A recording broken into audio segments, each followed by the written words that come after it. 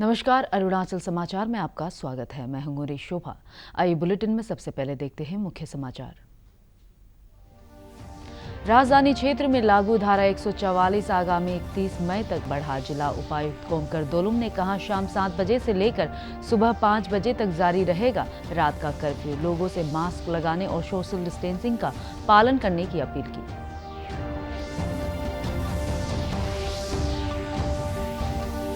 राज्य सरकार ने मौजूदा स्थिति के मद्देनजर जून के आखिरी तक गैर योजना व्यय बंद करने और खर्च को न्यूनतम करने के लिए सभी विभागों को जारी किया परिपत्र। अस्पतालों में वेंटिलेटर और आईसीयू जैसे स्वास्थ्य संबंधी सुविधाओं के विकास को प्राथमिकता।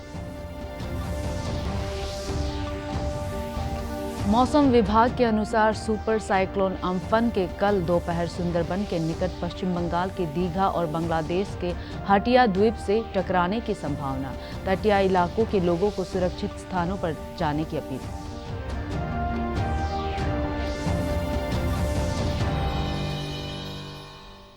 राजधानी क्षेत्र जिला उपायुक्त कोमकर दोलुम ने पूरे क्षेत्र में लागू धारा 144 को आगामी 31 मई तक बढ़ा दिया है।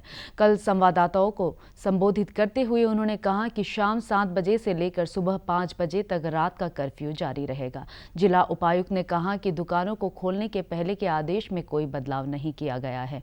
उन्होंने लोगों से जिला प्रशासन के साथ सहयोग करने और SOP का पालन करने की अपील की है। श्री दोलुम ने बताया कि PTC क्वारंटाइन सेंटर में 444 लोगों को रखने की क्षमता है और वर्तमान में 119 लोग यहां क्वारंटाइन में हैं। ऑलरेडी एक्सटेंशन जो हमारा लॉकडाउन है 31 मई 2020 तक जाएगा, इसका ऑलरेडी ऑर्डर भी इशू कर दिया है मिर्ची की तरफ से। तो उसके चलते ईटानगर डिस्ट्रिक्ट एडमिनिस्ट्रेशन भी 144 CRPC जो है उसको हमने एक्सटेंड करके अप टू 31 मई 2020 तक कर दिया है। तो उस पर जो टर्म्स एंड कंडीशंस है एज़ यूजुअल रहेगा। रात के समय 7 बजे से लेकर सुबह 5 बजे तक 144 लगेगा, बिल्कुल कर्फ्यू, कोई मूवमेंट वगैरह कुछ नहीं होगा एक्सेप्ट इमरजेंसी मेडिकल केसेस होगा या इसेंशियल सर्विसेज पे जो होगा उन लोगों को अलाउ करके। बाकी पब्लिक जो है बिल्कुल शाम के 7 बजे से सुबह 5 बजे तक बिल्कुल सड़क पे नहीं आना चाहिए। ये हो गया आपको 144 CRPC के बारे में। उसके बाद जो लेफ्ट एंड राइट शॉप्स हमने स्टेगर करके ईटानगर कैपिटल कॉम्प्लेक्स में जो कराया था वो भी बरकरार रहेगा, उसमें भी अभी कोई चेंज नहीं रहेगा। अप टू 31 मई तक ये लेफ्ट एंड राइट जो है वो रहेगा। ये मैं सभी दुकानदार जो भाइयों को बताना चाहता हूँ कि इसको आप लोग बरकरार रखिए। हो सकता है 31 मार्च के बाद अगर सरकार की तरफ से कोई रियायत देगा तो हम इसके ऊपर विचार करेगा। चेंज होने से भी 31 के बाद ही होगा। राज्य सरकार कोविड-19 के दौरान भी राजकीय कर्मचारियों का समय पर वेतन जारी कर रही है। राज्य के वित्त विभाग के प्रधान सचिव डॉक्टर AC वर्मा ने कहा कि वर्तमान स्थिति को ध्यान में रखते हुए वित्त विभाग ने सभी विभागों को गैर योजना मद में खर्च रोकने के लिए दिशा निर्देश जारी किया है। डॉक्टर वर्मा ने कहा कि राज्य सरकार ने प्रदेश में स्वास्थ्य सुविधाओं को मजबूत करने की दिशा में काम करते हुए कई अस्पतालों में वेंटिलेटर और ICU जैसी सुविधाओं का विकास किया है। उन्होंने कहा कि जिला उपायुक्तों को राज्य आपदा प्रबंधन निधि से पर्याप्त धन राशि आवंटित की गई है ताकि वे गरीब और कमजोर वर्ग के लोगों को एक मुश्त वित्तीय सहायता मुहैया करा सके। श्री वर्मा ने बताया कि केंद्र प्रायोजित योजना मनरेगा के तहत भी राज्य को पर्याप्त धनराशि मिली है।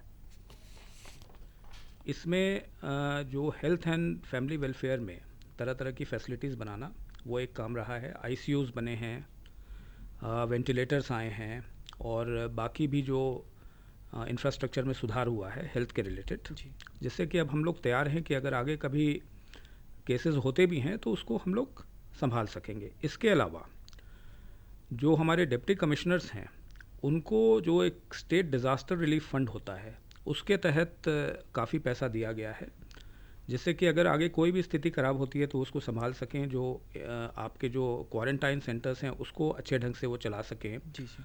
और बाकी भी बहुत सारा खर्चा होता है। फिर इसके बाद जो सरकार है, राज्य सरकार ने, आपको ये शायद पता होगा कि सरकार ने one time financial assistance for poor and vulnerable people of Arunachal Pradesh, जी। इसमें वन टाइम असिस्टेंस हम लोगों ने दिया था।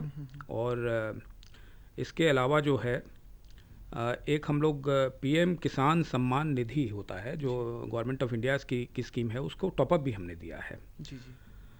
सरकार जो केंद्र सरकार की जो स्कीमें होती हैं जैसे मनरेगा है, उसमें काफ़ी फंड आया है। उसके बाद जो हमारे बच्चे हैं पोस्ट मैट्रिक स्कॉलरशिप है, उनको भी हम लोगों ने स्कॉलरशिप दे दिया। सो कुल मिलाकर के करीब 270 करोड़ हम लोगों ने 45 और 50 दिन में खर्च किए हैं, जो कि एक काफ़ी बड़ी रकम है।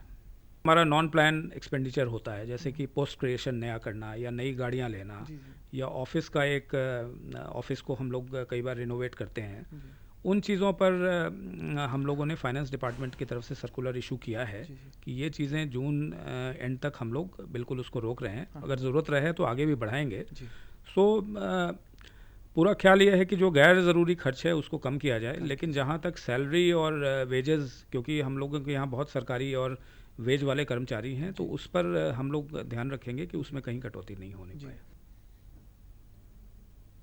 पूर्वोत्तर क्षेत्र विकास राज्य मंत्री डॉक्टर जितेंद्र सिंह ने पूर्वोत्तर और जम्मू कश्मीर में कोविड-19 से जुड़ी मदद के लिए सेना की सराहना की है। उन्होंने शुरू में ही महामारी रोकने के उपाय करने और प्रारंभिक स्तर पर नैदानिक तथा उपचार सुविधाएं उपलब्ध कराने के लिए सशस्त्र बल चिकित्सा सेवा की प्रशंसा की। पूर्वोत्तर के संदर्भ में सशस्त्र बल चिकित्सा के महानिदेशक लेफ्टिनेंट जनरल अनूप बैनर्जी ने श्री जितेंद्र सिंह को कोविड से संबंधित ताज़ा घटनाक्रमों और मौजूदा स्थिति के बारे में जानकारी दी। उन्होंने बताया कि अरुणाचल प्रदेश में सेना अस्पताल टेंगा में कोविड के लिए 80 बिस्तर और 2 आईसीयू है, जबकि लिकाबाली स्थित सेना अस्पताल में कोरोना के 82 और आईसीयू के 2 बिस्तर हैं। इसी तरह सशस्त्र बल चिकित्सा सेवा ने असम के जोरहाट में 110 और मेघालय के शिलोंग में 247 बिस्तर उपलब्ध कराए हैं। डॉक्टर जितेंद्र सिंह ने कोविड महामारी को शुरुआती चरण में ही पहले से ही सक्रिय होकर रोकने में सेना चिकित्सा सेवा की सराहना की। अपर सुबनसिरी जिले के सिगिन कॉलोनी में कल आग दुर्घटना में करीब 10 घरों के पूरी तरह जलने की खबर है। घटना की खबर मिलते ही अग्निशमन दल और सीआरपीएफ के जवानों ने मौके पर पहुंचकर राहत और बचाव कार्य शुरू कर दिया। स्थानीय विधायक तानिया सोकी ने जिला प्रशासन से तत्काल आग दुर्घटना से प्रभावित परिवारों को राहत सहायता प्रदान करने और दुर्घटना के कारणों का पता लगाने के लिए जांच करने को कहा है।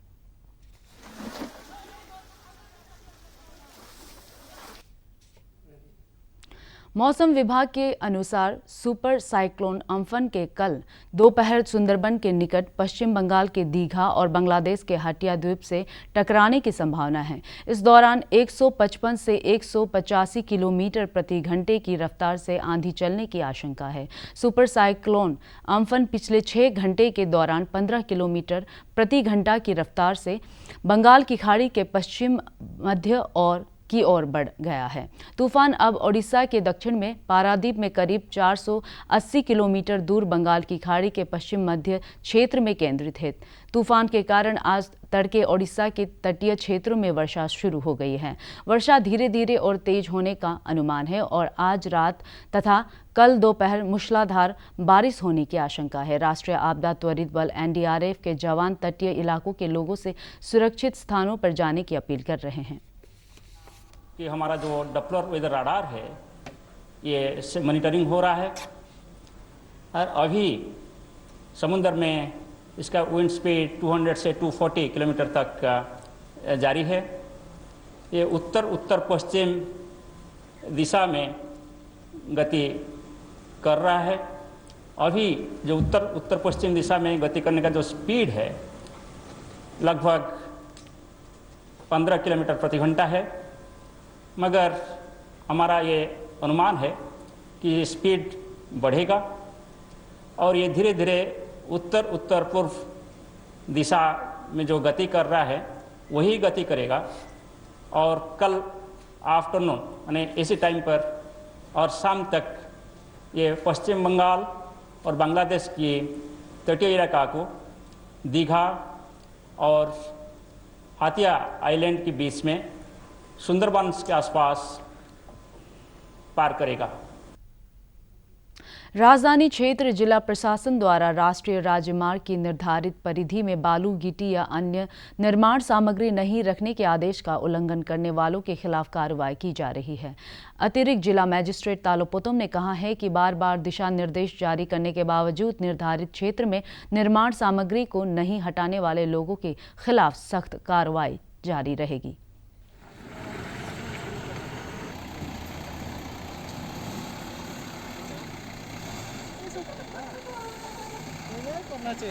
लॉकडाउन का वजह से लेबर और जैसे कोई टीएनपी का ड्राइवर का मिलना मुश्किल हो जाता है, लेबर मिलना मुश्किल हो जाता है। लॉकडाउन से पहले जो सामान रास्ता पे हाईवे पे रख के छोड़ा था वो अभी तक ऐसे पड़ा है। तो इसको लेके हमने वो नोटिस जारी किया था। लास्ट फ्राइडे तक उनको जितना भी कंडेम गाड़ी है या कोई भी बिल्डिंग मटेरियल्स है वो क्लियर करने के लिए डेडलाइन दिया था। तो ज़्यादा दिन हो गया, तो आज हम लोग यहाँ चिंपू से शुरू कर रहा है, जितना भी डेब्रिस से क्लियर करके जा रहा है। आगे जो भी कंडेम गाड़ी है उसको भी क्रेन लेके उठाया जाएगा। मैं चाहता हूँ कि जो मालिक है वो लोग अपना से उतारने से उसमें डैमेज कम होगा। राजीव गांधी विश्वविद्यालय के संकाय सदस्यों ने कोविड-19 पर जन जागरूकता के लिए एक गीत तैयार किया है। इसका उद्देश्य कोविड महामारी के समय लोगों के मनोबल को बढ़ाना और इससे बचाव के उपायों को अपनाने के लिए प्रोत्साहित करना है। प्रस्तुत है कोविड-19 पर महत्वपूर्ण संदेश।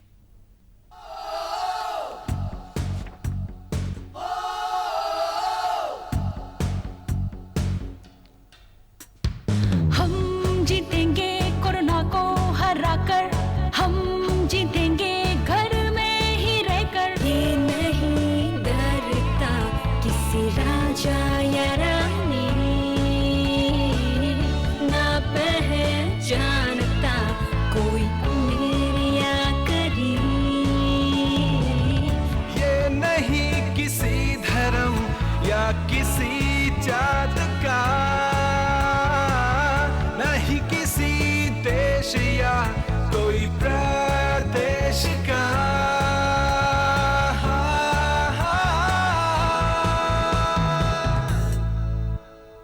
हम जीतेंगे कोरोना को हराकर, हम जीतेंगे घर में ही रहकर। इस जंग के योद्धाओं को सलाम, इस युद्ध के शहीदों को नमन। इस जंग के योद्धाओं को सलाम, इस युद्ध के शहीदों को नमन। जिन्होंने अपना छेद दिया हमारे कल के लिए। हम जीतेंगे, हम जीतेंगे। हम जीतेंगे कोरोना को हराकर, हम जीतेंगे घर में ही रहकर। हम जीतेंगे, हम जीतेंगे कोरोना को हराकर। हम जीतेंगे घर में ही रहकर। हम जीतेंगे कोरोना को हराकर। हम जीतेंगे घर में ही रहकर। हम जीतेंगे कोरोना को हराकर। लोहित जिले के तेजू में स्थानीय लोग सोशल डिस्टेंसिंग का पालन करते हुए बैंकिंग सेवाओं का लाभ उठा रहे हैं। बैंकों में सामान्य तरीके से कामकाज हो रहा है और एटीएम में से भी लोगों को आवश्यक धन राशि मिल रही है। सरकार के दिशा निर्देशों के अनुरूप बैंकों और एटीएम को सैनिटाइज किया जा रहा है।